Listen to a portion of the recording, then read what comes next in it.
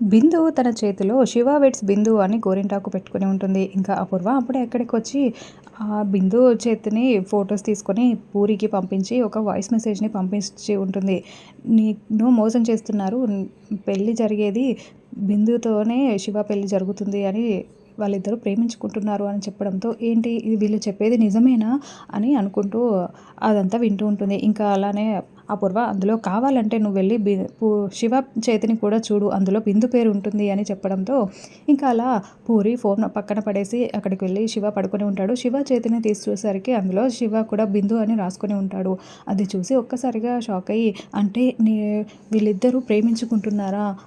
నన్ను మోసం చేస్తున్నాడా శివ అని చాలా బాధపడుతూ ఫెనైల్ బాటిల్ తీసుకొని శివ లేని బ్రతుకు నేను బ్రతకలేను అని తాగుతూ ఉంటుంది. ఇంకా అలా తాగేసి కింద పడిపోతుంది. అప్పుడే భూమి అటుగా వెళ్తూ ఇక్కడెవరు పడున్నారు అని మళ్ళీ కిందకి వచ్చి చూసి పూరి పడిపోయి ఉండడంతో పూరిని తలను తీసి ఒడిలో పెట్టుకుని పూరి పూరి అని లేపడానికి ట్రై చేస్తూ ఉంటుంది. మరోవైపు గగన్, శారద కూడా పరిగెత్తుకుంటూ లోపలికి వస్తూ ఉంటారు.